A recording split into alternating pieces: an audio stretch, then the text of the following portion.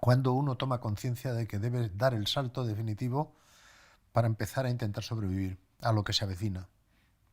Y al final todo eso se deja para el día siguiente y se deja para, bueno, todavía la situación no es tan crítica, bueno, todavía tenemos tiempo. Y esos son de los problemas que hay para enfrentar la situación y dar el salto. Yo lo vivo en propia experiencia porque todavía no he terminado de dar el salto y creo que soy consciente desde hace muchísimos años de que esta sociedad está agotada y que va a haber que cambiar el modelo de vida, pero es muy difícil realmente tomar una decisión de decir rompo con todo lo que era mi mundo habitual y me voy a un sitio donde, sin dejar de ser un ser social y viviendo en comunidad con el resto de la gente, esté en un sitio donde las cosas sean un poco más racionales que en las grandes megaurbes, ¿no? Donde la racionalidad ya brilla por su ausencia, ¿no? Cuanto más grande es la ciudad, más difícil son los movimientos, más complejos, más costosos, tienen un coste tremendo de cualquier tipo. Y entonces, pero son muy atractivas, la gente, atraen mucho a la gente. Entonces, al revés, el flujo sigue siendo todavía de zonas rurales a las grandes macrociudades, cuando desde hace bastante tiempo ya debería ser justo al contrario, debería ser gente desplazándose de las grandes macrociudades, entendiendo que ya no van a ser sostenibles, hacia áreas donde entiendan que pueden sobrevivir un poco más de lo que va a ser el sector que mantiene la vida, que es el sector primario. El sector secundario, que es la industria, pues hombre, mantiene, ayuda con herramientas y demás, ayuda al sector primario a potenciarlo. El sector terciario, que es el de servicios, en algunas cosas siempre es necesario, ¿no? Sobre todo las cosas relacionadas con el arte, pero claro, según entiendas el arte. Pero ese es el que primero se prescinde. Muchas de las conferencias y reuniones que doy, cuando la gente entiende que la situación va mal y que este sistema está agotado, al final todos en el debate me preguntan, mucha gente me pregunta, y bueno, ¿tú qué es lo que harías y tal, ¿no? Entonces es muy difícil dar consejos porque cada uno está en una situación muy peculiar y muy determinada y es muy difícil dar un consejo general a todo el mundo. El único consejo general que yo he dado es, que ya lo habréis visto en muchos sitios y en algunas conferencias que he dicho, que si yo fuera el ángel de Lot en la Biblia y en la audiencia fuera Lot y su familia, yo les diría que salieran corriendo, no de Sodoma y Gomorra, sino salieran corriendo del sector terciario, que es el sector de servicios, que es en el que estáis vosotros los que trabajáis en audiovisuales, por ejemplo, es un sector servicios, puramente servicios, salís corriendo del sector terciario, pasaréis corriendo por el sector secundario, que es el sector industrial, y hasta no llegar al fondo del sector primario, que es el de agrícola y ganadero, no paraseis, y además sin mirar para atrás, no sé, que ni siquiera para hacer las compras en el Corte Inglés de última hora. Eso es lo que suelo decir, ¿no? Pero claro, una cosa es decirlo y otra cosa es hacerlo, claro. Porque cuando tienes el trabajo fijo o un trabajo remunerado en la gran ciudad, el soltar todo eso e ir a una incertidumbre de ir a una vida agrícola sabiendo que en la agricultura el agricultor y el ganadero están muy menospreciados y muy minusvalorados y el valor de su producto, que es el valor realmente que nos da la vida y nos da de comer, está totalmente infravalorado, pues es muy difícil, claro, para la gente el poder tomar ese paso, ¿no?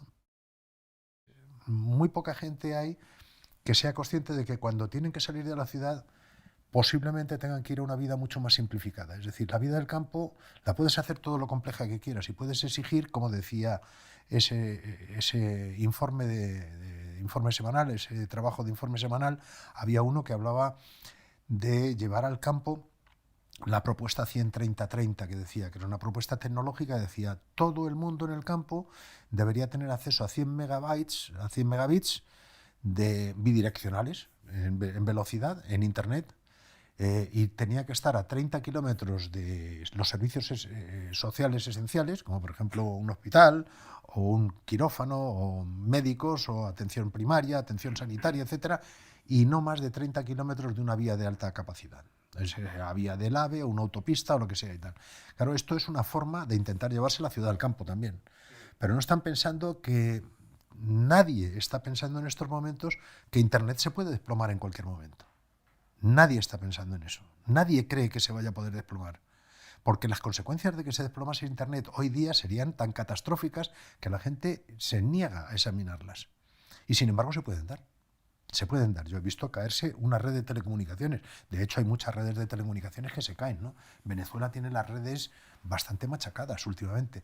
Hay bastantes países, que están en una situación ya de país prácticamente colapsado, país machacado, ¿no? Y desestabilizado y con gran sufrimiento humano de la mayor parte de su población. No nos fijamos en ello en Europa porque no estamos todavía en esa situación de desequilibrio, ¿no? Pero hay situaciones muy dramáticas. Y creemos, sin embargo, que a nosotros no nos va a tocar, pero nos puede tocar perfectamente. Es decir, Internet se puede caer, se pueden caer los sistemas telefónicos, puedes no tener acceso a un montón de cosas. Entonces, si se cae el sistema telefónico y el sistema de Internet, hoy día es que no puedes... Hoy, si yo voy a una oficina bancaria y no funciona Internet, es que no me admiten ni siquiera ingresar 5 euros. No me admiten ingresar 5 euros. Porque la máquina que ingresa automáticamente el billete de 5 euros no funciona si no hay Internet. Entonces están dando por supuesto que todo funciona. En el pueblo donde estoy, donde está mi hijo, he bajado alguna vez y ha dejado de funcionar Internet durante 3 horas porque ha fallado un repetidor. Entonces se bloquea, el supermercado se bloquea porque nadie puede pagar con tarjetas de crédito. Y todo el mundo, ahora un 80% de los compradores van con tarjetas de crédito. La gente piensa, bueno, pues esto ya vendrán a arreglarlo, se va a reponer en minutos o en horas, ¿no? Como mucho. Y si es una tragedia, bueno, alguno pagará en efectivo y se acabó el problema. Pero ¿y si no viene durante días? ¿Y si no viene Internet? ¿Y si no vuelve durante días o meses o no vuelve nunca?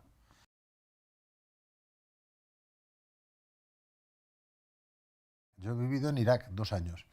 Estaba haciendo una red de telecomunicaciones y en la época de Saddam Hussein, del 79 al 81. En el año 80 comienza la guerra con Irán, provocada por Saddam Hussein, y nos meten en un follón considerable. Bueno, entonces los iraníes responden y claro, lógicamente, tanto unos como otros se dedican a destruir las infraestructuras más vitales. Y una de las infraestructuras vitales que destruyen, la primera es la red eléctrica, claro, lógicamente. Cuando te quedas sin electricidad 20 horas al día, bueno, los primeros días 24 horas al día, y todo el cielo se llena de nubes de humo negro, y porque revientan los depósitos de fuel de las centrales de generación de energía eléctrica, que allí, como el petróleo era muy barato, se movían casi todas con fuel en vez de con gas, pues entonces la gente se queda desarmada. No hay agua. En las casas no hay agua. Una ciudad de 5 millones de habitantes no tiene agua.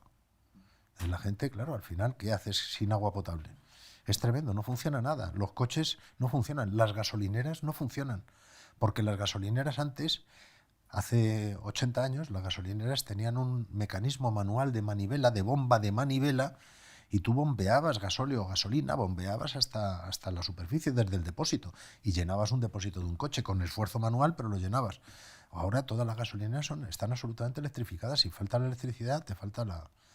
Yo llevaba la red telefónica y estaba de director de proyecto y había ingenieros españoles y 40 ingenieros iraquíes.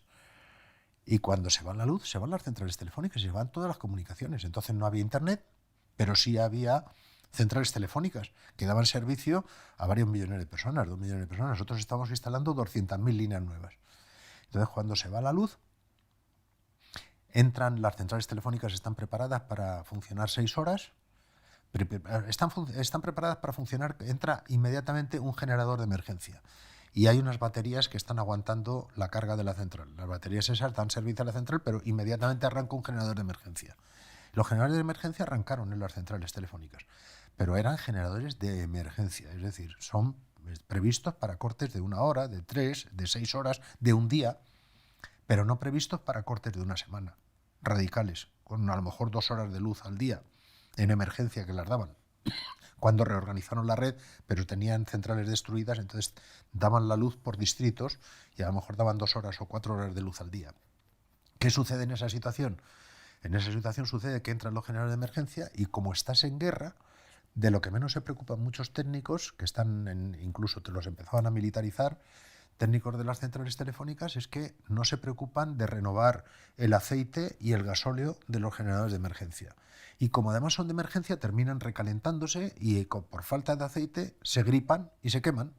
En el momento que se queman, entran a funcionar las baterías de resistencia. Las baterías duran, teóricamente, para un sistemas de telecomunicación se diseñan para durar 6 horas.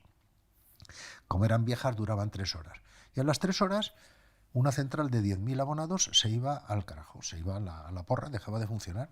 Y cuando deja de funcionar esa central, si es una central de tránsito, dejan de funcionar todas las centrales que están alrededor y por las cuales pasan las comunicaciones de un sitio a otro.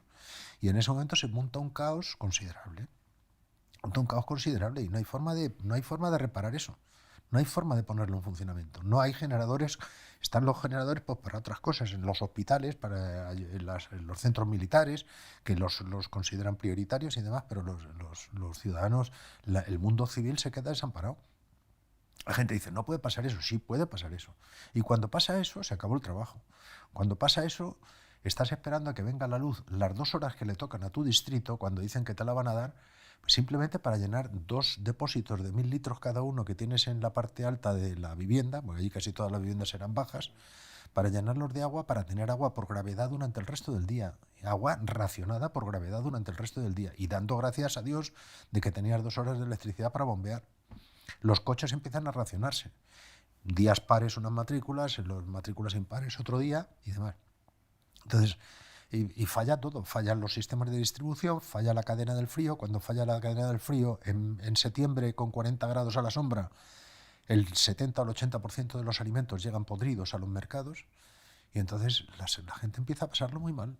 Empiezan a pasarlo muy mal. Y entonces este tipo de cosas, la gente dice, no, esto a mí no me va a pasar. No me va a pasar hasta que yo sea panameño, o sea guatemalteco, o sea venezolano, o sea español y le llegue el turno a España. Entonces sí te puede pasar, claro. Pero en eso no estamos pensando nunca. Sin embargo, ni estamos pensando ni nos estamos preparando para eso. Es decir, cómo prepararse para que un país sea resiliente, que es la palabra moderna, es decir, resistente y flexible al mismo tiempo. Resiliente. ¿Cómo prepararse? Pues es muy difícil prepararse. ¿Cómo hacemos ahora una sociedad que sea capaz de funcionar sin Internet? Es que hay mucha gente que no la concibe ya. Es incapaz de ponerse a pensar cómo podría funcionar una sociedad sin Internet. Y hemos estado funcionando sin Internet hasta hace 20 años. Y si funcionaba. Pero hoy es imposible ya. Es muy difícil, no imposible, es dificilísimo.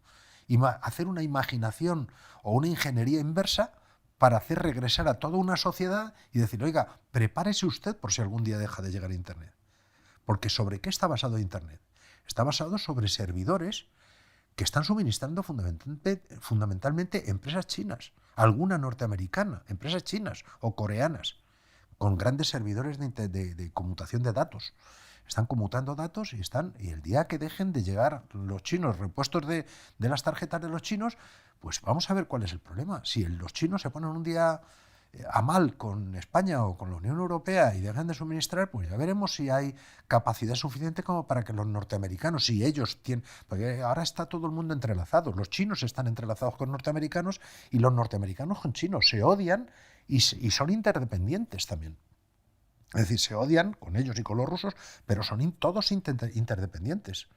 No es fácil imaginar que ahora los chinos puedan cortar con los norteamericanos o los norteamericanos cortar con los chinos totalmente. Se amenazan, se bloquean, se retiran 5 diplomáticos, 10 diplomáticos por el otro lado, dicen que les van a castigar, ponen acciones, algún barco lo penalizan porque dicen que ha transportado materiales o productos que estaban prohibidos porque lo decreta Estados Unidos que esos productos están prohibidos para llevarlos a otro país. Pero no pueden pasar de ahí, porque pasar de ahí es entrar en una franja de peligro enorme y extrema. Es decir, que los Estados Unidos bloqueen o que Corea del Sur bloquee. O sea, Corea del Sur está a 60 kilómetros de los misiles nucleares de su vecino del norte. 60 kilómetros, Corea del Sur, la capital, Seúl. Entonces, un golpe nuclear en Corea del Sur deja a todo Occidente desabastecido de productos esenciales de microprocesadores y de memorias y de un montón de cosas que son necesarias para seguir funcionando en una sociedad moderna como esta.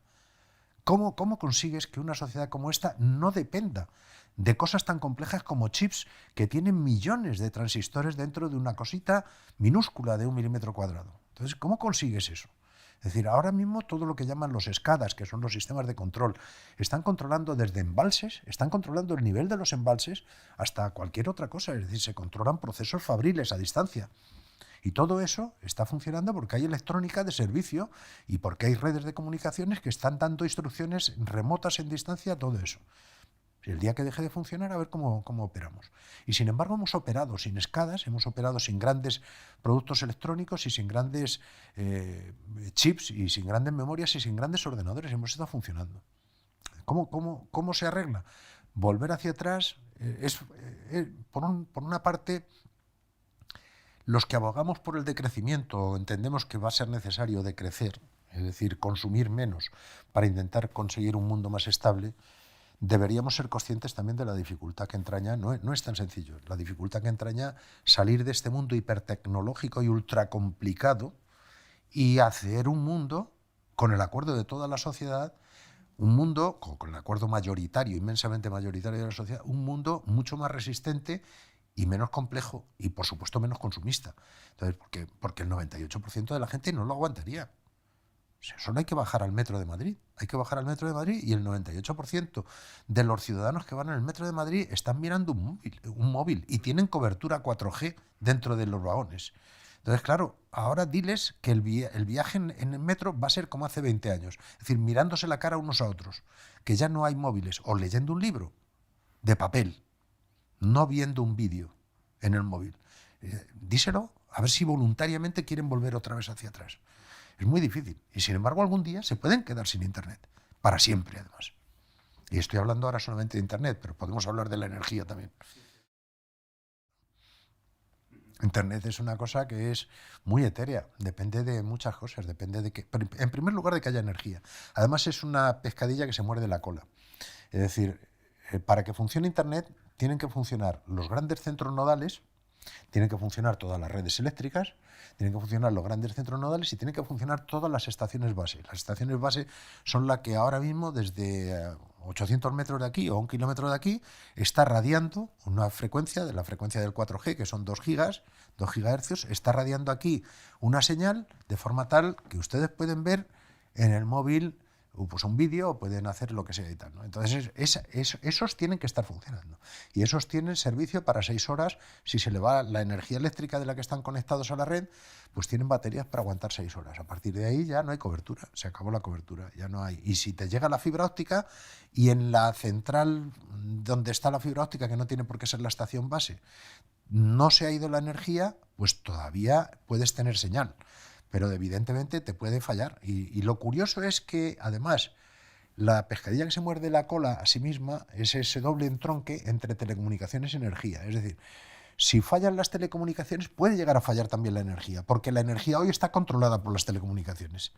Las centrales de producción de energía eléctrica, las centrales nucleares, las centrales térmicas de todo tipo, las hidroeléctricas, incluso las centrales eólicas y las centrales solares fotovoltaicas, las grandes granjas solares fotovoltaicas están absolutamente controladas por electrónica de control muy sofisticada y por sistemas de control.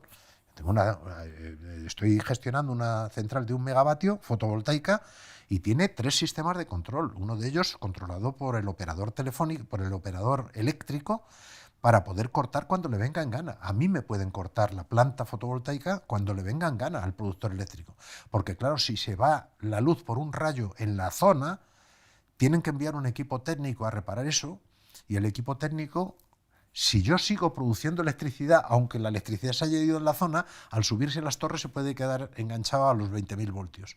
Entonces ellos tienen que tener la potestad de desconectarme a mí, de desconectar la planta fotovoltaica hasta que... Y entonces es un medio de comunicación. Y otro medio de comunicación es que yo puedo ver en la distancia, en cada momento, la producción que tengo. Y mi gestor de telecomunicaciones y mi gestor energético tiene que saber cuándo estoy generando y cuánto voy a generar para poder hacer sus cálculos para solicitar a la red la incorporación de esa energía, porque la red, para incorporar la energía, tiene que tener una programación previa muy cuidadosa.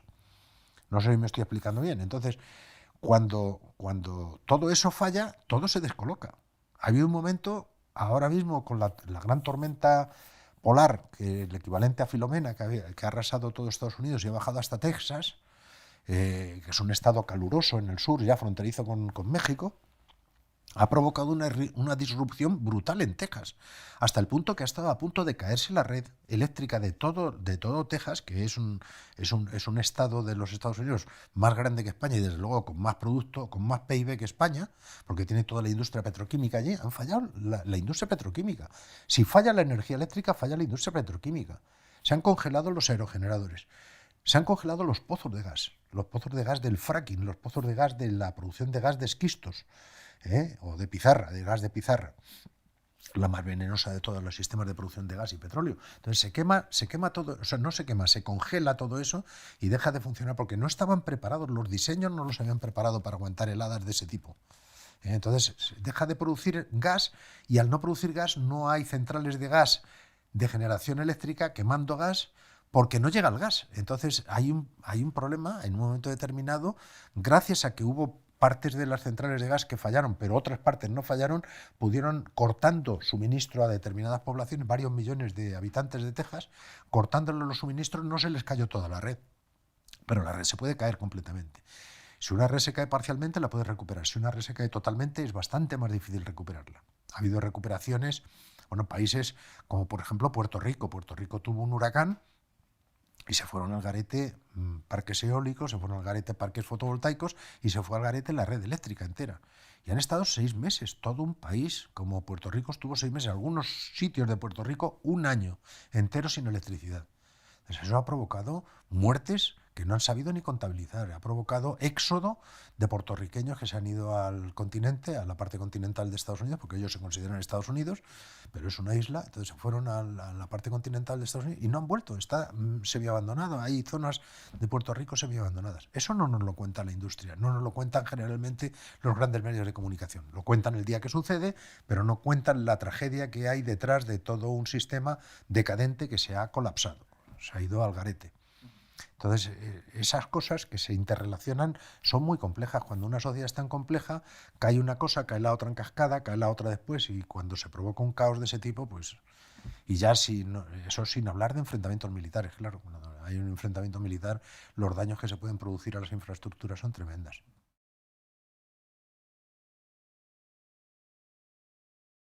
El mundo está fatalmente distribuido en energía y en recursos.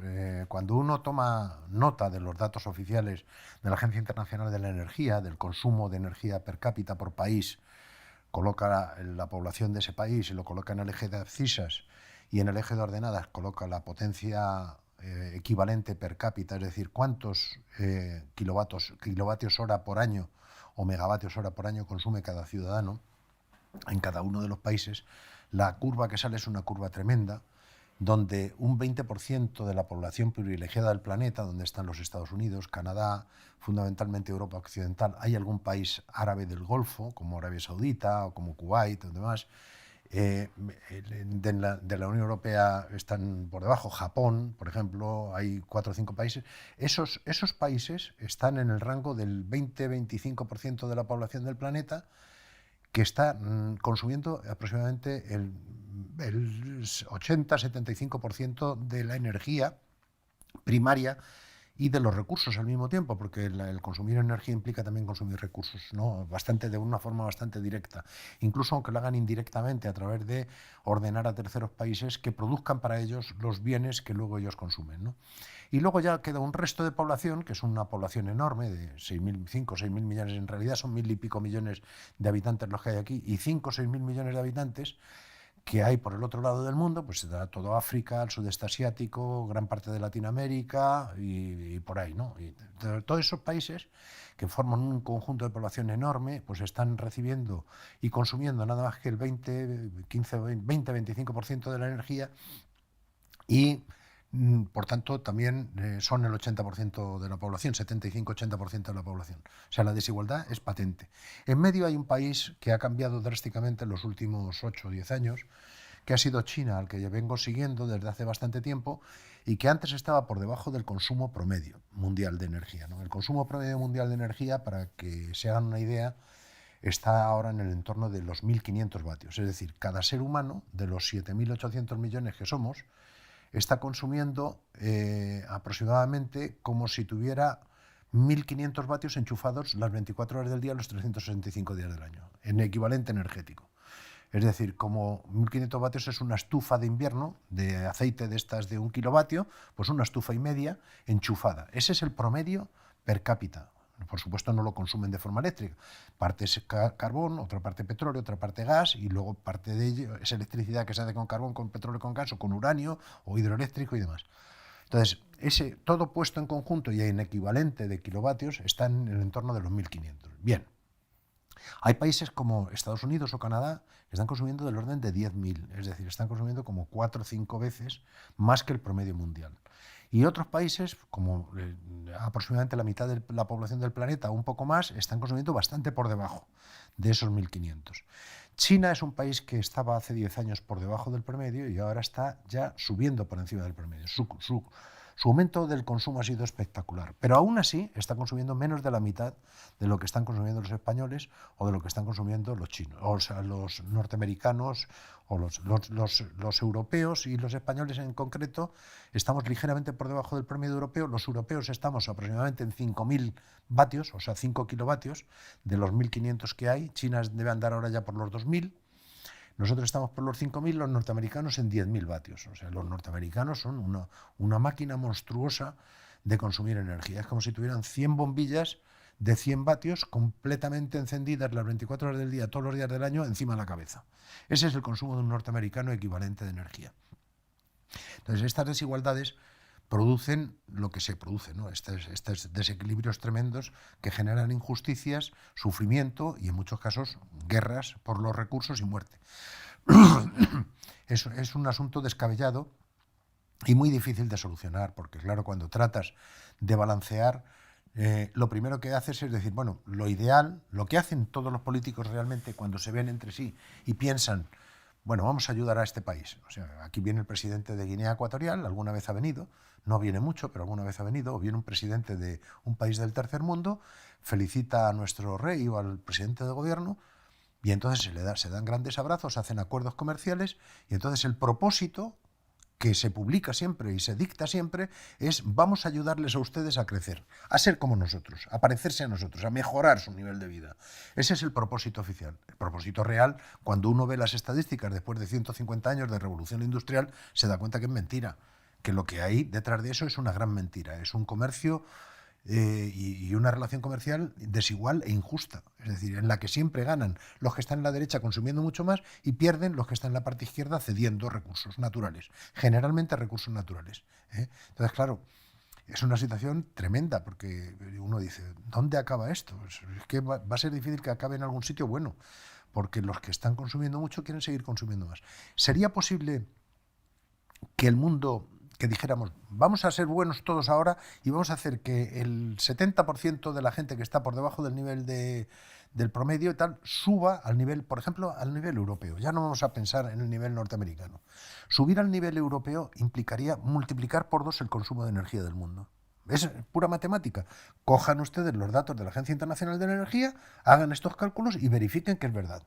Verifiquen que es verdad. O sea, 6.000 millones, 5.000 y pico millones de personas. Subir al nivel de vida europeo implicaría duplicar el consumo de energía del mundo. Y subir al nivel de vida americano, al American Way of Life, implicaría multiplicar por 4 el consumo de energía del mundo.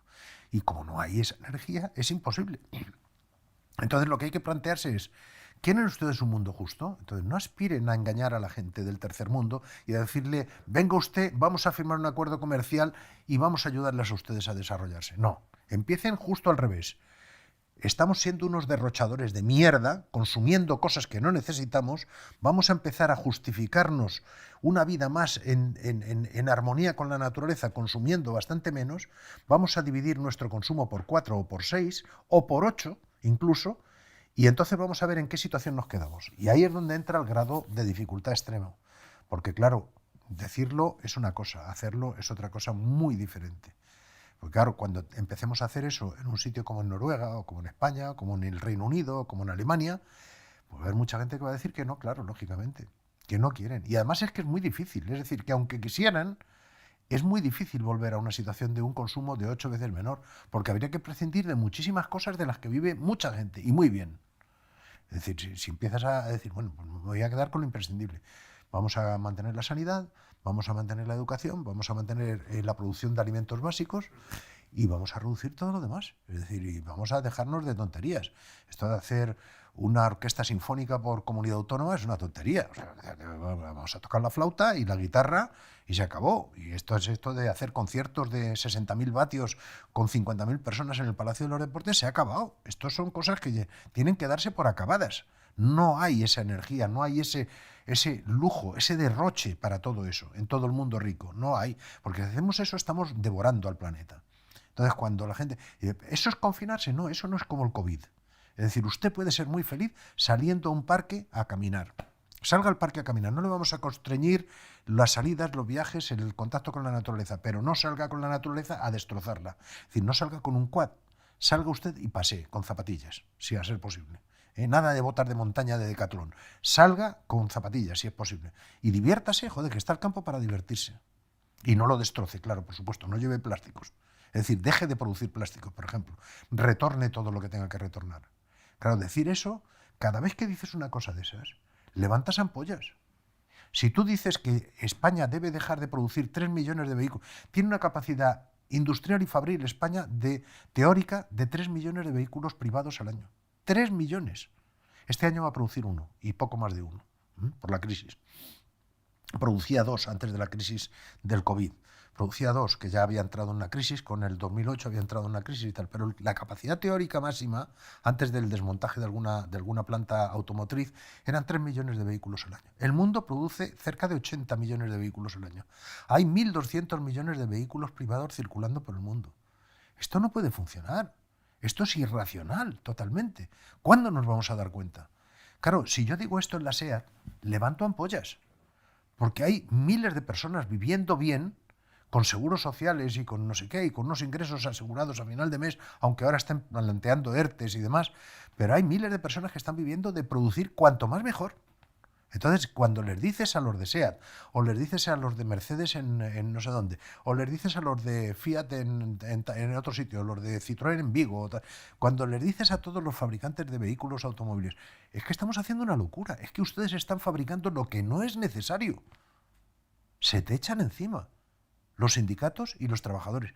Pero yo lo entiendo, porque si yo estuviera allí, a lo mejor yo me echaba encima de ellos. Me echaba encima del tipo capullo que me viene a decir que se está acabando mi negocio. Yo lo que quiero es que mi fábrica produzca cada vez más. Entonces, esas contradicciones son las que tenemos que salvar.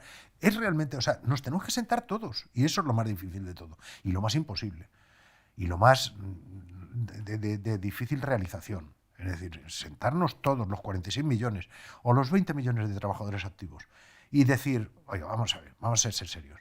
O sea, podemos dejar de producir tomates y pan y trigo y podemos hacer no sé qué. No, eso no, joder, porque tenemos que comer. Pero podemos dejar de hacer el Teslas, joder, podemos dejar de hacer el Volkswagen Touran, podemos dejar de hacer un 4x4 de no sé qué para ir a destrozar los arroyos, los pocos arroyos que nos quedan sin destrozar. Podemos hacer eso. No, es que no deberíamos hacer esto. Aunque se quede usted sin trabajo, mire usted. Podemos tener clubes nocturnos de no sé qué, pues hombre, haga usted lo que quiera, pero es que no son necesarios. Podemos tener fiestas de toros, pues es que no sé si es necesario, es que no son necesarias, joder, las fiestas de toros. A lo mejor alguno se divierte mucho y necesita las fiestas de toros para sobrevivir, pero yo creo que no son necesarias.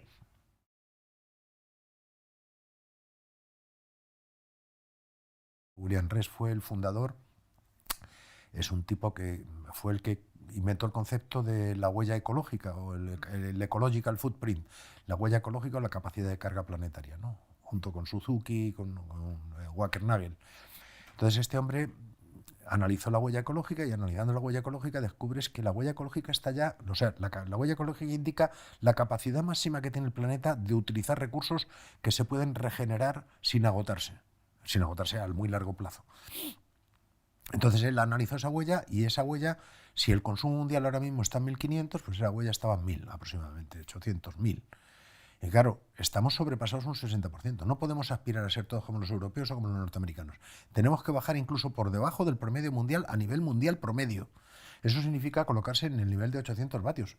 Es una verdad matemática y geofísica y demás. O sea, es que estamos o nos colocamos en ese nivel de 800 vatios de consumo de energía y de recursos por persona, promedio en todo el mundo, o descarrilamos el planeta, lo descarrilamos por agotamiento de recursos. ¿Podrías, Pedro, ejemplificarnos un poco estos 800 vatios en un día a día, tal vez? O sea, porque Sí, un claro, mundo... 800 vatios, Sí, o sea, ¿cómo lo el mundo de verías? 800 vatios ¿Tenemos nevera, no es el nevera? mundo, no sé, es el mundo cubano, más bien. Cubano, Es el ¿no? mundo cubano. En algunos casos habrá una nevera muy simple para guardar productos muy esenciales. Bueno, mi madre, en el caso del Caribe, la nevera es un poco más importante. En el caso de España, yo he vivido hasta los 18 años sin nevera.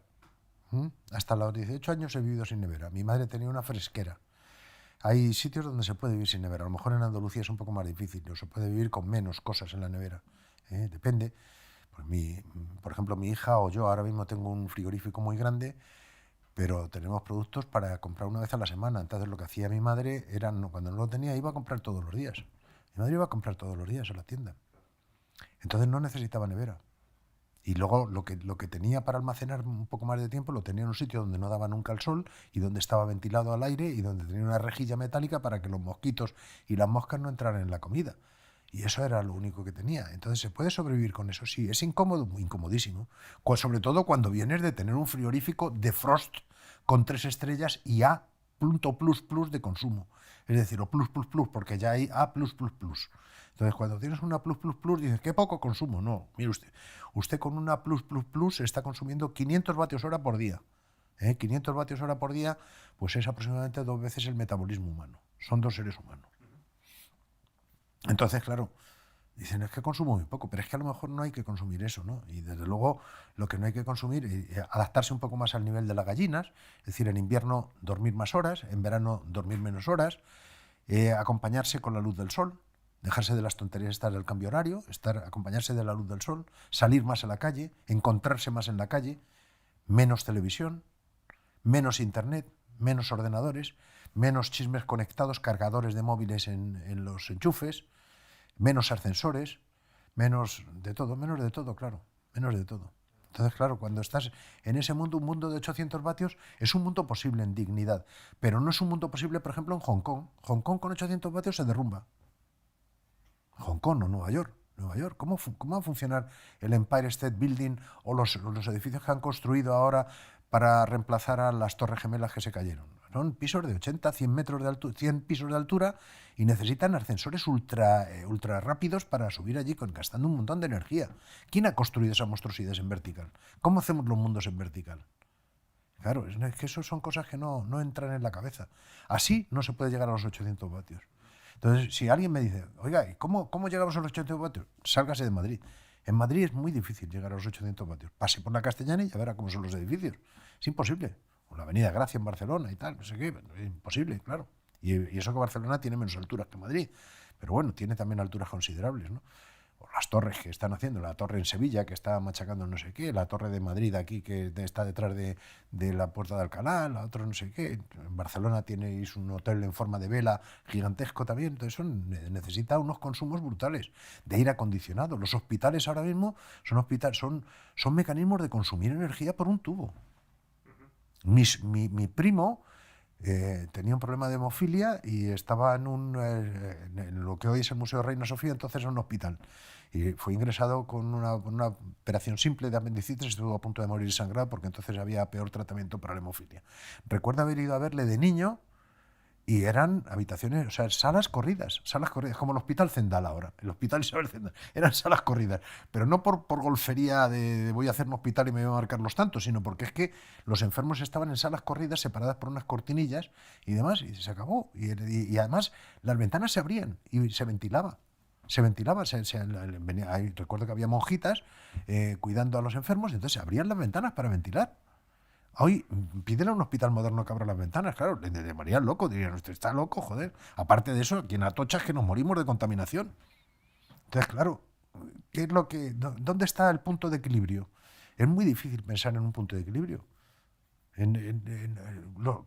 La sanidad se puede hacer con mucho menos.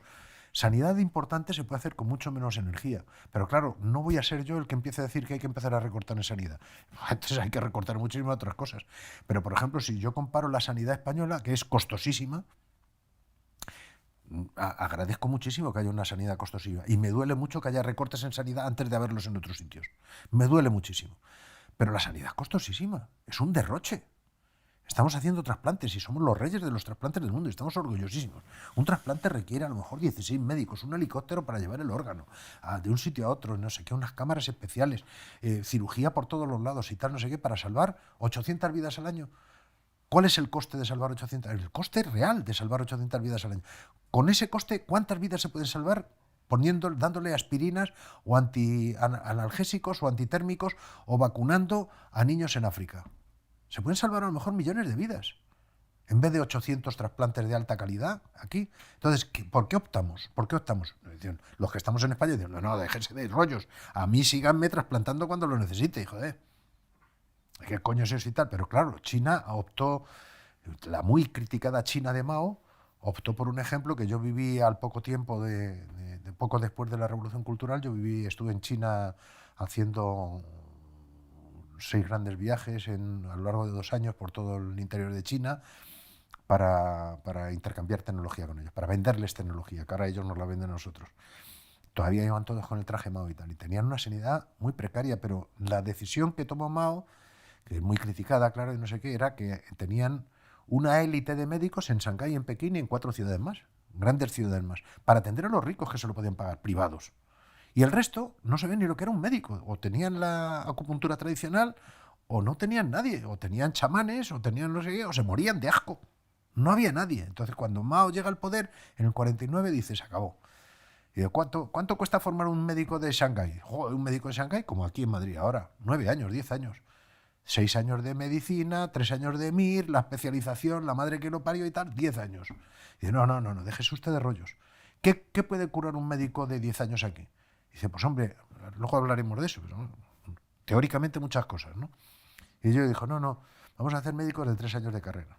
¿Y qué van a curar? Dice, ¿de qué se muere la gente? Joder, la gente se muere de diarreas. La gente se muere por una muela infectada. La gente se muere por no sé qué, por una apendicitis que no se va a operar. ¿Hace falta gran cirugía para operar una apendicitis? ¿Hace falta gran cirugía para extraer una muela con un alicate? Joder, ¿hace falta gran cirugía para no sé qué? No, pues vamos a hacer médicos de pies descalzos. Pero vamos a hacer millones de médicos de pies descalzos. Sacaron millones de médicos de pies descalzos. La sanidad y la esperanza de vida en China aumentó de una forma brutal, cosa que no quiere reconocer Occidente. Le molesta, porque ese modelo de sanidad es un modelo muy molesto para el capitalismo. El capitalismo prefiere el modelo de AstraZeneca, que primero te cobra al Estado y luego te sigue cobrando por las vacunas. Y te da las vacunas que le da la gana. Y te pone los contratos que le sale el pirindolo. Ese es el modelo que tenemos de sanidad. Entonces, claro, cuando tú planteas una sanidad que dices, no, la medicina, los cubanos también tienen una vacuna, se llama la Soberana 2. ¿Han oído ustedes hablar de la Soberana 2? Pues es una vacuna gratuita, no tiene patente, la han fabricado, no sé lo efectiva que será, porque no hay casi datos, pero creo que está en el orden del 70 o el 80%, también, pues a lo mejor como la de AstraZeneca. A lo mejor no es tan efectiva, pero desde luego es gratuita. Vamos, gratuita, lo que les haya costado, han cubierto el coste, porque el coste lo tiene cubierto el Estado cubano. Ese tipo de medicina social es una medicina de muchísimo más bajo coste que la medicina de las brutales farmacéuticas multinacionales, lo que llaman en inglés el Big Pharma, y podría dar una atención para salvar al 80 o al 90% de los casos importantes de enfermedades comunes de los seres humanos. Vacunaciones, epidemias, el control de epidemias, no sé qué. Los cubanos están controlando la epidemia mucho mejor que nosotros, con muchísimos menos medios. Pero hombre, por Dios, ¿pero dónde vamos a ir a parar? Esto, claro, si me pongo a decir esto, usted lo que quiere es machacar la sanidad. No, yo no quiero machacar la sanidad, es lo último que tocaría. Yo prefiero tocar antes las cosas irrelevantes. A mí no me diga usted que hay aquí casinos abiertos, pero ¿qué es esto de casinos? Fomentar la ludopatía, casinos abiertos, pero esto está la mierda, hombre, casinos abiertos. Eso no es eso es perfectamente prescindible. Entonces, esas cosas son las que primero hay que... Y prescindiendo de muchas de esas cosas, no sé si bajaríamos de los 5.000 vatios hasta los 800, pero seguro que hasta los 2.000, lo que los suizos han planteado, hay una organización suiza que plantea el nivel de los 2.000 vatios como un nivel aceptable. Ellos deben estar por los 8.000 ahora, más que nosotros. Pero plantean bajar a 2.000, se lo han planteado un grupo de suizos, no todos, claro. Yo esta charla no se la pondría a los que están por debajo del nivel de los 1.500, porque bastante tienen con lo que tienen ya. Empezaría a ponerla en el lado en el que estamos nosotros ahora, en el lado occidental, en el lado del lujo, en el lado del derroche.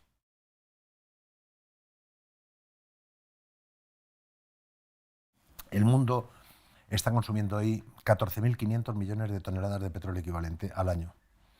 14.000 millones para 7.800 millones de personas, pues está aproximadamente unos 1.500, 1.700 kilos de petróleo equivalente al año, por persona. Y el pobre niño de Uganda o de Burundi a lo mejor no ve ni 50. Pero hay otros que a lo mejor en vez de 1.700 estamos consumiendo 15.000 o algunos norteamericanos están consumiendo 20.000 equivalentes, ¿no? Claro, consumir 20 toneladas de petróleo equivalente al año en petróleo, en gas, en carbón, en electricidad y en un montón de cosas, es mucho consumir, ¿no? Cuando se junta todo ese consumo y se proporcionaliza, porque hay muchas veces que no somos conscientes de la energía que consumimos. Dicen, no, si yo en mi casa consumo poco. Digo, usted consume poco, pero luego cuando sale por la noche ve las luces de las farolas de la calle encendidas, ¿verdad? Y sabe que hay un coche de patrulla por la noche funcionando de la Policía Nacional que paga usted con sus impuestos, ¿verdad? Claro, y las cárceles están mantenidas por la noche, ¿verdad? Vale. Y el supermercado tiene las luces encendidas para que usted se cebe y compre, vale. Entonces todo eso es consumo. Entonces eso se lo vamos a atribuir proporcionalmente a cada uno de los ciudadanos. Bueno, pues estamos consumiendo 1.700 en promedio, 1.700. Nosotros estaremos consumiendo, como decía, pues del orden puesto en kilovatios, eran 5 kilovatios, pues en toneladas de petróleo equivalente a lo mejor estamos por los 5 toneladas de petróleo equivalente. Entonces, cuando consumimos 14.800 hay que pensar que el 80% aproximadamente, en grandes cifras, se consume de forma no eléctrica. Y solamente el 20% es un consumo eléctrico, del cual, a su vez, aproximadamente el 80% se genera esa electricidad generada con combustibles fósiles o nucleares, que también son dañinos. Y solamente un 15 o un 20% o un 10% es hidroeléctrica, eólica, la hidroeléctrica la mayor parte todavía, eólica y solar fotovoltaica. Entonces, cuando está la hidroeléctrica y la solar, pues están consumiendo una pequeñísima parte. Dice, ahora estamos consumiendo aproximadamente el 2 o el 3% como mucho de toda la energía que consume la población del planeta es de origen llamado renovable, que luego veremos que no es tan renovable como puede parecer. Es decir, eólica, solar e hidráulica.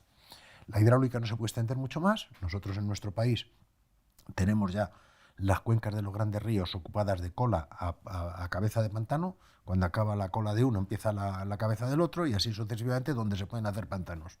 Entonces está ya ocupado al máximo. Se puede aumentar alguna presa, algún embalse menor en algún sitio, pero también anegando más valles fértiles de los que ya hay anegados y se puede terminar destruyendo, pero no puede subir mucho más de lo que sube ya.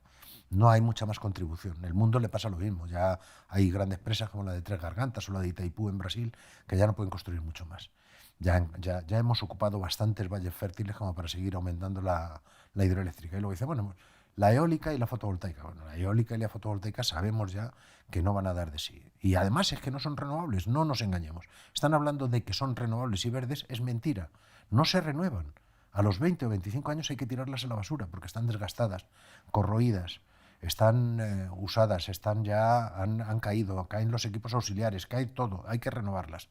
Yo tengo ya una experiencia considerable, primero desde los equipos de telecomunicación. Yo he instalado sistemas llamados renovables, sean eólicos o sean solares fotovoltaicos, desde hace ya 30 años, cuando la electricidad fotovoltaica y las placas fotovoltaicas costaban un dineral.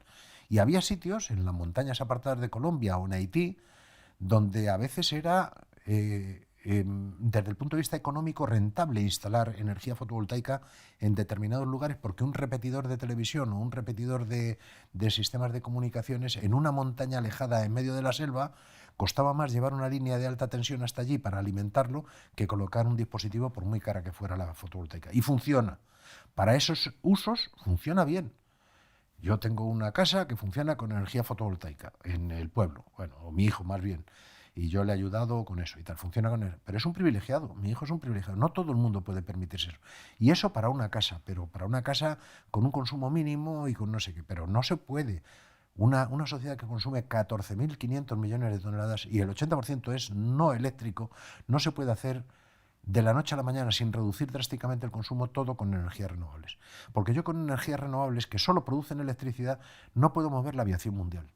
La aviación mundial es una cantidad de carga brutal. O sea, hay no sé, 50 y tantos mil aviones comerciales disponibles y bueno, hay veces que vuelan 100 y pico mil, hay 100 y pico mil vuelos en un día. Entonces, de aviones comerciales con un promedio de 100 pasajeros. Hay días contabilizados en los que ha habido más gente en el aire que la población de Shanghái.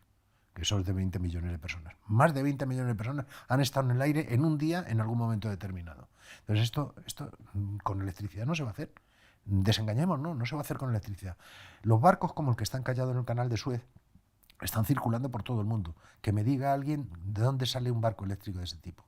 Si es que no puede haber barcos eléctricos. O vamos a hacer todos los barcos nucleares, con un reactor nuclear dentro de los barcos. Los pesqueros también, los de Santoña, que están allí, que salen a la anchoa, los vamos a hacer con un reactor nuclear. Claro, es que están con diésel, pero es que cuando van al Mar del Norte no pueden ir con energía solar. Tienen que ir con algo que sea una energía muy concentrada para que les quepan los depósitos y poder ir al Mar del Norte, estar faenando una semana y volver. No nos engañemos, no se puede. La flota mercante, la flota pesquera, el transporte terrestre de alta capacidad, las Fuerzas Armadas. ¿Alguien se imagina las Fuerzas Armadas diciendo, ahora voy a tener un tanque Abrams pero eléctrico? A ver, no se lo creen ni ellos. O un F-16 eléctrico. Pero ¿de qué estamos hablando, hombre? Que son cosas que no tienen sentido. O voy a hacer un misil eléctrico. Eso está a la porra, hombre. Lo más eléctrico que es un torpedo. Ese sí, porque como va por debajo del agua no puede tener, pero claro, tiene un alcance de 2 kilómetros. Y luego ya revienta. Entonces, claro, dices, ¿qué es lo que puedes hacer? Pues hay muchas cosas que no puedes hacer. Los transportes por carretera, dicen, no, es que Tesla va a sacar el camión, no sé qué. El Tesla lleva prometiendo que saca el camión, el Tesla Semi lleva prometiendo que saca desde el 2017 o no sé cuántos ya. Y es mentira, no lo saca, porque la relación tara-carga de un vehículo que tiene que llevar unas baterías monstruosas para tener la misma autonomía que el diésel, pues se degrada. Si yo ahora cojo un camión normal en la calle, asómense y miren un camión normal en la calle. Y vean, tara, 1, carga, 2. O sea, esa es la relación de un camión de diésel, de fuel oil. Tara, 1, o sea, todo lo que pesa el vehículo es 1 y todo lo que puedo cargar es 2. Bueno, pues es un nivel de eficiencia relativamente bajo, pero cargo 2 por cada uno que tengo de peso muerto. Y encima lo muevo y me dura 800 kilómetros la carga del depósito que tengo abajo. Bueno, pues cuando quiero hacer eso con electricidad y un motor eléctrico y quiero llevar carga 2, tengo que poner 2 de batería o 2,5 de batería y encima no tengo 800 kilómetros, tengo 500 y a los 6 años tengo que tirar las baterías a la basura. Entonces, hombre, por Dios, un poquito de sentido común. Es un poquito de sentido común lo que hace falta. Por ahí no vamos a ir. Y haciendo el hidrógeno verde tampoco, porque para hacer el hidrógeno estamos haciendo una verdadera barbaridad. Dice, ¿qué es el hidrógeno verde? Porque hay hidrógeno, claro, ahora el hidrógeno... El 95% del hidrógeno sale del metano, que es el gas natural, es decir, es un combustible fósil. Se producen 70 millones de toneladas de hidrógeno al año. Y de esos 70 millones, el 95% sale de partir el metano. El metano es una molécula que tiene la fórmula CH4, tiene un átomo de carbono y 4 de hidrógeno, se parte con un sistema que se llama steam reforming en inglés, que es reformado por vapor, se mete en unas presiones, unas temperaturas, se parte la molécula y se saca el carbono por un lado y los 4 átomos de hidrógeno por otro. Así se está haciendo el 95% del hidrógeno en el mundo. ¿Ese hidrógeno cómo es? Pues es lo que llaman hidrógeno marrón, es decir, que se han comido un marrón, están utilizando energía fósil por un tubo. Y luego está el hidrógeno que puede salir también del carbón o el hidrógeno que puede salir de otros combustibles fósiles. Esos son hidrógenos verdes, o sea, hidrógenos negros, marrones, y les ponen todos los tipos de colores. Y luego dice, no, pero podemos hacer el hidrógeno azul y el hidrógeno verde. ¿Cuál es el azul? Dice, el azul es el que hacemos con el metano, porque saben que hacer con el metano es lo que menos cuesta, dentro de lo que cuesta. Dice, pero luego nos garantizamos que todo el carbón que se genera, todo el CO2 que se genera, lo vamos a secuestrar, lo cual es una falacia, porque secuestrar CO2 es horrorosamente caro, pero no solamente desde el punto de vista económico, sino desde el punto de vista energético. Hay que consumir mucha energía también. No se va a hacer nunca a la escala que se tiene que hacer. Pero bueno, ya hablan de... Entonces hacemos hidrógeno verde. ¿Y qué es el hidrógeno verde? Pues hacemos el hidrógeno por electrólisis, cogemos la molécula de agua, que es H2O, la partimos por el método de electrólisis, metemos los electrodos, sacamos por un lado hidrógeno y por el otro lado 2 de oxígeno, H2O, no, 2 de hidrógeno y 1 de oxígeno. Entonces sacamos el hidrógeno, sacamos los átomos de hidrógeno y los ponemos ahí. ¿Pero qué pasa con el hidrógeno? El hidrógeno es el gas más ligero, es el elemento más ligero de la naturaleza. Se escapa por todos los sitios. Es tan pequeña su molécula y tan pequeño su átomo que se escapa por todos los sitios. Es decir, aunque yo ponga un depósito de metal y se mete por las paredes del metal, no solamente se mete y se fuga por las paredes del metal a una velocidad considerable, sino que además se combina con todos los metales, formando hidruros. Sea el metal aluminio, sea hierro, es un gas muy reactivo, reacciona con todos los metales. Y entonces, y con todos los combustibles, con todos los demás elementos, ¿no? Por ejemplo, con el oxígeno para formar agua otra vez. Cuando yo quemo el hidrógeno, lo que estoy haciendo es añadirle oxígeno para formar agua. Por eso los ecologistas de pro presumen tanto de que cuando yo hago un aparato que quema hidrógeno, que por el tubo escape sale agua. Hombre, pues eso es una especie de consuelo del pobre, ¿no? Consuelo del pobre, pues sí, que efectivamente sale agua, pero la energía que usted ha gastado para separar antes el hidrógeno, que no está libre en la naturaleza, es mucho mayor que la que obtiene cuando quema el hidrógeno y lo combina con el oxígeno. Eso es lo que hay que tener en cuenta. Entonces, el hidrógeno, cuando es volátil, se nos va. Yo lleno un depósito de gasóleo o de gasolina en un coche, me voy de vacaciones, dejo el coche en el garaje y cuando vuelvo está el 99,9% del combustible está ahí.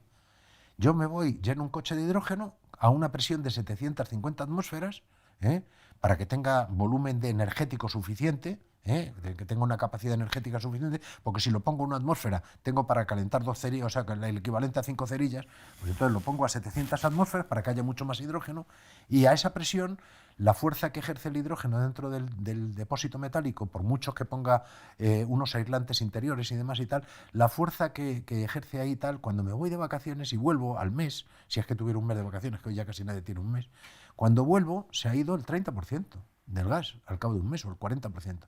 Pero ¿cómo voy a hacer la logística cuando ustedes van al puerto de Cartagena o al puerto de ahí en Puerto Llano o a Tarragona, donde hay refinerías, o a Cádiz y tal, donde hay refinerías?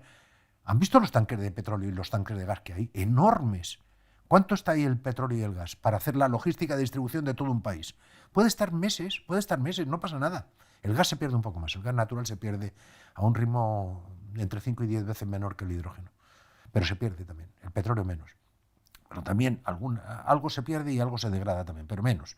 Entonces, la logística gigantesca de almacenamiento gigantesco de la energía que se necesita en forma de combustible fósil en todos esos grandes depósitos para hacer una distribución racional y que todo el mundo esté abastecido como hoy estamos acostumbrados, se puede hacer con fósiles. Pero con el hidrógeno no, porque es que a los 5 años le doy una toba al depósito de Cádiz o al depósito de Tarragona y si ha tenido hidrógeno se me cae abajo, porque está corroído por lo que llaman en inglés embrittlement, es decir, es una especie de se forma un hidruro y debilita el metal y lo termina corroyendo. Entonces, ¿cómo van a resolver eso?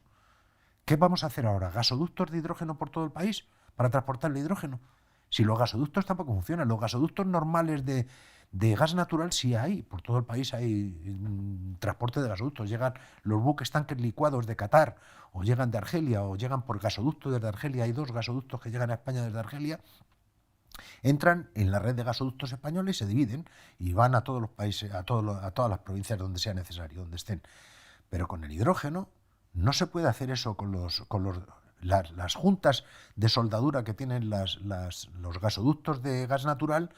No aguantan el hidrógeno, es decir, están hechas de una forma que hay que hacer una tirada de gasoductos nuevos para el hidrógeno que van a tener una soldadura diferente a la del metano, a la del gas natural, pero al mismo tiempo, aunque tengan lo que tengan, a la presión a la que hay que transportarla a los 5, 6, 8 años, aparte de que se les va muchísimo en un transporte largo, se les va muchísimo a la atmósfera, a los 6 u 8 años hay que tirar la red y hacerla de nuevo otra vez, porque está corroída, está embrittlement, está erosionada y demás, y hecha hidruros, convertida en hidruros. Entonces, claro, que nos estén vendiendo el bálsamo de Fierabras del hidrógeno verde es un poco vergonzante, porque los ingenieros lo saben, los políticos lo saben, los que están redactando en estos momentos la ley de cambio climático y transición energética lo saben. Entonces, ¿por qué coño están dando dinero y miles de millones a grandes empresas multinacionales españolas para que presenten proyectos ridículos de hidrógeno verde? De que yo ahora voy a hacer una factoría de hidrógeno y voy a exportar hidrógeno. ¿Pero dónde van ustedes, hombre? ¿Dónde van ustedes? Si ustedes lo saben, tienen científicos que lo saben. Si es que esto es de física de bachillerato, ni siquiera de universidad. Es que ustedes tienen obligación de saberlo. Y de no engañarse, y de no dar gratuitamente miles de millones a otros que luego ya veremos si lo van a utilizar en hacer el hidrógeno o lo van a utilizar para tapar otras vergüenzas. Ya está bien, hombre, de este cosa, ya aquí me he desatado ya del todo. Con esto ya termino en algún chiringuito Yo no sé si queréis que os diga más, porque el coche eléctrico es otra falacia también, claro. El coche Bueno, si eléctrico, queréis a cargar del coche eléctrico, de verdad. el coche eléctrico es la releche Luego ya. lo cortamos todo, quedará bien. Sí, Sí, sí. sí, sí. El coche eléctrico, pues es otra cosa, claro. Ahora llegan y dicen, no, es que los Teslas y tal. Sí, claro, los Teslas. Bueno, hay 7 millones de coches eléctricos en el mundo y 1.200 millones de coches circulando. 80 millones de coches como producía 70 y tantos. Ahora con la crisis a lo mejor bajan a 70 o a 60 y tantos. Pero normalmente la capacidad fabril del mundo es 80 millones de vehículos al año privados. 80 millones de vehículos privados. Entonces ahora resulta que, claro, perdón, con un depósito de 50 litros o 60 litros de combustible fósil, que es energéticamente muy denso, me hago entre 800 y 1.000 kilómetros. Tengo de autonomía. Con una batería de 500 kilos de un vehículo de Tesla, que es el de los que tienen más autonomía, 500, 600, 600 y pico kilos de batería, me hago 380 kilómetros. Tesla dice que 400. Vale, muy bien. Nos están mintiendo como cosacos. Yo hago 400 kilómetros de autonomía, tengo 400 kilómetros con 500 kilos de batería, que ya tiene una tara monstruosa para la carga que puede hacer. Me hago 480 kilómetros, dicen, vale, con un jockey de conductor, sin aire acondicionado, sin calefacción, en una pista plana, bien asfaltada y teniendo las pruebas y a velocidad constante. Entonces ahora coja, meta a la suegra, meta al suegro también, meta a los niños, el patinete detrás, las maletas, ponga el aire acondicionado en verano o en agosto y sale por la carretera de Valencia a ver si llega a los 480 kilómetros. Y cuando esté a 220 kilómetros y vea que la aguja se le pone jodida, vaya a buscar un punto de repuesto, que si lo encuentra a 50 kilómetros ya va a llegar aquí. Va a llegar aquí. Porque en la carretera nacional hay gasolineras a cada 20, a cada 15 kilómetros. Electrolineras hay una a lo mejor cada 150 kilómetros. Y si llega usted a la gasolinera y tiene un punto de enganche y hay 3 coches esperando, ya se queda allí todo el resto del día y hace noche, ¿no? Se busca un hotelito cerca para hacer noche y hacer cola para luego recargar, con una recarga rápida. Y si hace una recarga ultra rápida, se va a cargar la batería mucho antes, porque las recargas rápidas cargan las baterías, se cepillan la batería mucho antes. He hecho un simulacro de una batería ultra rápida, de una recarga ultra rápida de una batería de un Tesla, y es que son matemáticas elementales de nuevo. La gente no piensa en eso. No, es que ahora van a recargar en 15 minutos. 15 minutos, mire usted, tiene 100 kilovatios hora. Una batería de Tesla tiene 100 kilovatios hora de carga, de capacidad de carga. 100 kilovatios hora quiere decir que si yo meto 100 kilovatios, cojo un enchufe de 100 kilovatios, tardo 1 hora entera en cargar. 1 hora entera. Si quiero cargar en 15 minutos, tengo que meter 400 kilovatios de enchufe. ¿Saben lo que son 400? ¿Alguien sabe, ha calculado lo que son 400 kilovatios de enchufe? 400 kilovatios de enchufe, ¿saben lo que yo tengo en esta casa? 5 kilovatios, y yo soy el rey de Roma, con 5 kilovatios contratados. Ahora vaya usted a Iberdrola, o a Endesa, o a Naturgy, y contrate 500 kilovatios o 400 kilovatios para que solo tenga que esperar 15 minutos en la recarga. Contrate 500 kilovatios. Se van a poner de contentos que van a dar palmas con las orejas, con un contrato de término fijo de 500 kilovatios. Van a dar para que el señorito de Tesla pueda cargar en 15 minutos. Van a dar palmas con las orejas. ¿Cuántos cargadores o puntos de recarga ultra rápida de 400 kilovatios para cargar en 15 minutos un Tesla van a tener? ¿Y saben lo que significa cargar en 15 minutos? Pues significa meter 100 kilovatios en 1 hora. 100 kilovatios en 1 hora, ¿saben lo que es? 100 estufas de 1 kilovatio, térmicas, de aceite, 100 estufas alrededor del Tesla. ¿Ustedes creen que toda esa energía va a entrar en la batería sin producir calor y sin poner el coche a 1000? Pero si es que nos están contando una batalla, que nos están engañando, sea el Tesla, o sea el Volkswagen, o sea el Audi, o sea el que sea. Es que no se puede hacer una carga rápida sin violar las leyes de la termodinámica. No se violan, claro, de hecho se carga uno la batería. No se violan. Cuando uno mete demasiada carga y demasiada potencia en poco tiempo, pues revienta lo que tenga que reventar. Hay un calor enorme que no hay forma de disiparlo, por mucha buena ingeniería que tenga uno, para reducir ese efecto térmico de meter tanta energía en tan poco tiempo en un dispositivo limitado físicamente en tamaño. Es imposible, no se va a poder hacer. Y por tanto, tampoco hay, además, es que no va a haber ni siquiera, cuando uno se pone a calcular que son 500 kilos de batería de ion litio, de los cuales de litio no recuerdo exactamente cuántos eran, pero 30, 40, 50 kilos de litio, de carbonato de litio, pues claro, cuando uno utiliza 40 kilos de carbonato de litio por cada coche, de los 1.200 millones de coches que hay en el mundo, más luego si pone camiones, y si pone autobuses, si pone no sé qué, es que llega es que ni todas las minas de litio que hay, de sales de litio en los salares de Uyuni, en los salares que hay en los Andes, ni todas las reservas ahí hay para poner tanto litio. Y ya no digamos cobre también, claro. El cobre que se está utilizando, pues un coche normal tiene 3 kilos de cobre en sus instalaciones, para las cosas normales ahora, que están muy electrificadas ya los coches de diésel y de gasolina, pero es que un coche eléctrico tiene 40 kilos de cobre. Entonces, ¿dónde vamos con el cobre? Si el cobre está en decadencia. Uno va a las minas de Chuquicamata en Chile y es horroroso como está todos los Andes de perforados del cobre. Ya no sabe. La ganga, la ley de extracción del cobre está cayendo a una velocidad monstruosa. Vayan a las páginas de Cochilco, que es la empresa de Chile del cobre, la compañía chilena del cobre, que tiene una página oficial, una web oficial, y vean cómo año a año van degradando la calidad no la calidad, la relación ganga-mena, y cada año gastan mucha más energía para extraer la misma o menor cantidad de cobre. ¿Por qué? Pues porque las minas ya han llegado a un extremo donde la parte más rica de la ganga, de la relación de ganga-mena, está agotada, y entonces ahora tienen que ir a extracciones monstruosas con unos camiones y unas grúas gigantescas y unas palas extractoras gigantescas para sacar la misma cantidad de cobre. Entonces, claro, llega un momento en que ya no hay, si es que es un desierto, si es que están llevándose todo el agua, están desalando agua del Pacífico y subiéndola a 3.000 metros de altura para utilizarla para hacer el leaching, para hacer el lavado de los minerales de cobre y todo eso. Pero ya está bien, hombre, de tanta tontería. Todo eso para que un señorito llegue y se gaste 30.000 euros, es el coche más barato que hay ahora, 28 o 30.000 euros, es el coche más barato que hay de eso, hasta 100.000 euros, claro, entre 30 y 100.000 euros. Pero ¿quién se puede pagar un coche entre 30 y 100.000 euros? Pero ya está bien, hombre, ya está bien. Yo no me puedo pagar un coche de 30.000 euros, ni de 30.000, no, quiero decir ya de 100.000, claro, yo no me lo puedo pagar. Pero es que además, ¿dónde va el mercado de segunda mano? Si esas baterías van a durar 6 años, duran 6 u 8 años. Si se les da un buen tratamiento, porque como el coche esté aparcado en la calle, es que en este país hay 24 millones de vehículos, pero 12 duermen en la calle. 12 duermen en la calle. Y un coche que duerme en la calle ya me contará lo que va a durar la batería. Lo mismo que el de un garaje. Por aquí se va a Madrid. Va a durar. A ver, ¿cómo resuelven el problema de los 12 millones? Vamos a poner puntos de recarga en todo Móstoles, en Getafe, en Leganés, en Alcorcón, donde la inmensa mayor parte de la gente pone el coche a dormir en la calle, o en Martorell, o en no sé dónde, donde la gente está durmiendo con el coche en la calle. Ponemos un poste cada 3 metros para los coches, o cada 5, para que los coches recarguen por la noche. Pero hombre, ya está bien.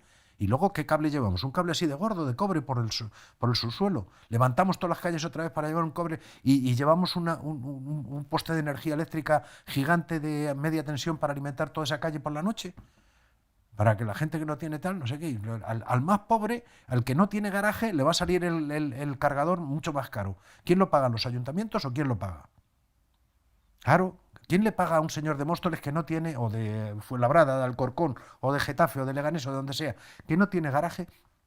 ¿Quién le paga el punto de recarga en la calle? ¿O esto va a ser un juego de señoritos? Nada más que los señoritos que tienen garaje van a poder tener coche eléctrico. ¿Quién se lo paga por la noche para repostar? ¿O va a repostar en una electrolinera? ¿Va a haber muchas electrolineras? ¿Saben lo que significa un 31 de agosto volviendo desde la costa hasta Madrid, o por la AP7 hacia Barcelona? La vuelta esa. ¿Cuántos coches hay en una gasolinera normal? Y meten 800 kilómetros de autonomía en 3 minutos con una manguera. 800 kilómetros de autonomía en 3 minutos. Cuando tengan que meter 300 kilómetros de autonomía en una hora, ya me contarán cómo van a estar las colas de las electrolineras el 31 de agosto, cuando vuelva todo el mundo a casa de vacaciones.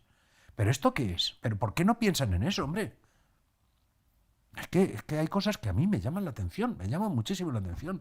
No tienen sentido común. Es que no, hay cosas que violan todo el más mínimo sentido común. Y dice, bueno, pero ¿por qué se meten en estos dibujos ahora?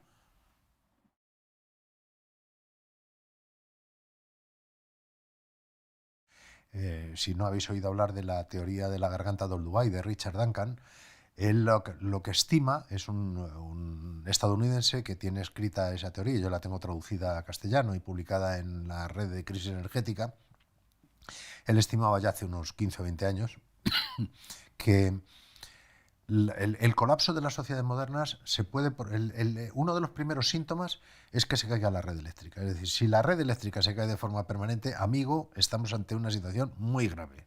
Muy grave. Esa es la primera, ¿no? Él decía, bueno, vamos a volver... Él sabía que había una curva de ascenso en la complejidad y en el uso de energía y en el uso de servicios y demás y tal, que vas hacia arriba, y estás en la cresta de subida y estás feliz porque estás creciendo y es lo que dicta la economía de mercado, que es la economía capitalista. Estamos creciendo, estamos bien.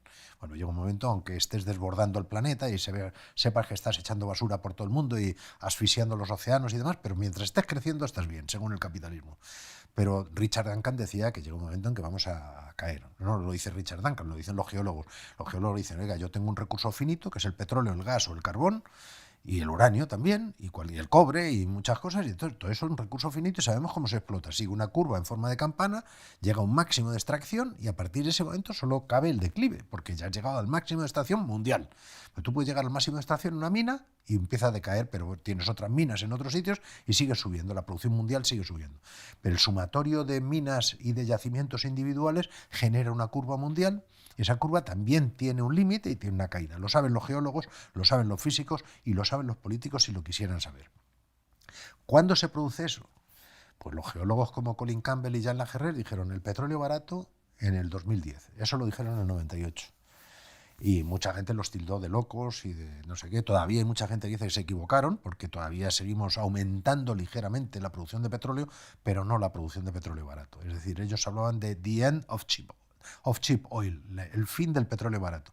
Se referían al petróleo convencional, es decir, un petróleo de relativamente bajo coste de extracción y que sale generalmente de tierra, ¿no? Bueno, hay otros mecanismos de explotación del petróleo que son el petróleo que sale de aguas profundas o ultraprofundas, de más de 500 metros de lecho marino, el petróleo polar, que sale de explotaciones por encima del círculo polar ártico, el petróleo de esquistos, por ejemplo, el petróleo del gas de esquistos, y hay muchos otros.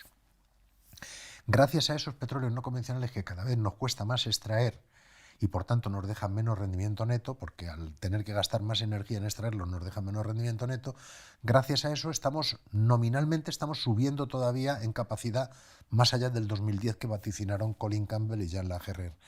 Pero no de petróleo convencional. El petróleo convencional llegó al límite y está en estos momentos declinando ligeramente ya y de forma posiblemente irreversible. Y el otro también va a caer, también, incluyendo todos los petróleos no convencionales, incluyendo los combustibles que salen de hacer biomasa. Por ejemplo, los combustibles que salen de tipo diésel, que salen de los productos oleaginosos como la soja y demás, o que hacen lo que llaman el biodiesel o el etanol, que es lo que llaman el equivalente a la gasolina, que sale de productos como el maíz y demás, ¿no? El maíz, trigo, cereales o cualquier otro producto que pueda producir etanol. Entonces, todo eso está conformando un problema geológico de disponibilidad de energía, y hay algunos que entendemos que el día que falta la energía en una sociedad, no que falta en un 100%, si falta en un 100% el colapso es evidente, pero también puede haber un colapso en el momento en el que todo el mundo sabe que a partir del momento X en el que se produce Y cantidad de millones de barriles diarios o cantidad de miles de millones de metros cúbicos de gas o de millones de toneladas de carbón, a partir del momento en el que hay el declive, alguien se va a quedar sin lo que tenía antes. Alguien se va a quedar. Ese alguien es el primero que entra en colapso. Y ya hay varios países que han entrado en colapso. Lo que pasa es que a nosotros no nos ha importado porque no hemos sido nosotros. Pero Libia entra en colapso, Venezuela entra en colapso, Siria está en colapso. Hay muchos países cada vez más que entran en colapso. Y otros que no se mencionan, en África, están en colapso. Entonces, ¿cuándo entras en colapso? Si te refieres o si nos queremos referir a cuándo vamos a entrar en colapso los españoles o los europeos, pues es muy difícil de predecir porque vamos a intentar ser los últimos. No vamos a poder evitar entrar como han entrado ya otros, pero sí vamos a intentar ser los últimos a base de despojar todavía más a los demás, que es el mecanismo habitual y tradicional del capitalismo.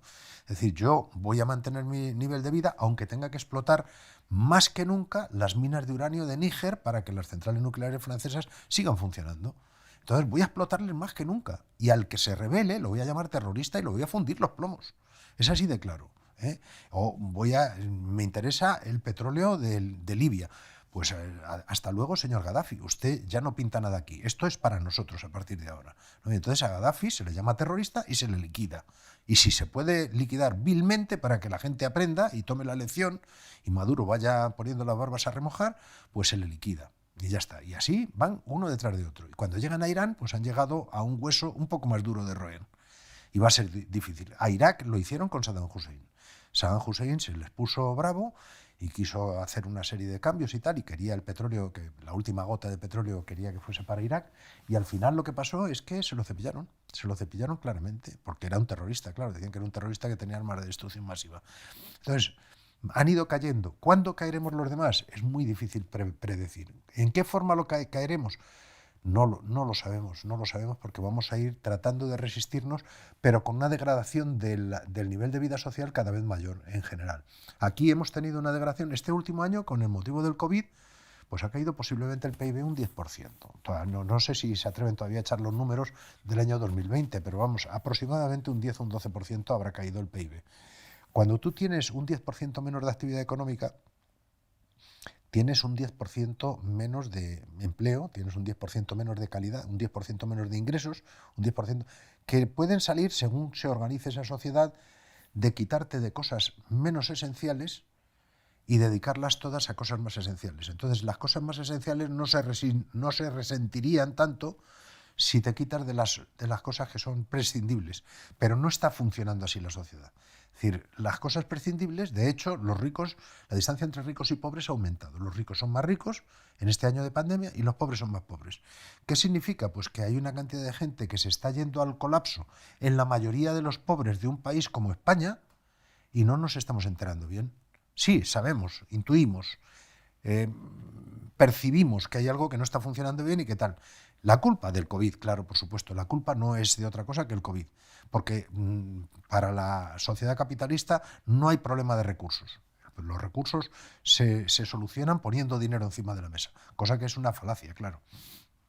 Entonces, ¿cuándo llegará el momento de la explosión? No lo sé, a mí me maravilla la paciencia, la capacidad y el aguante que tiene todavía mucha gente del sector marginal de los países ricos como España para resistir y no violentarse y no salir a la calle. Bueno, hay gente que sale a la calle y protesta y quema contenedores y hace lo que sea, y aunque pidan la libertad de Pablo Hasél o lo que sea, pero bueno, están pidiendo, en realidad, lo que hay detrás es un malestar general profundo social, sobre todo de las clases menos favorecidas.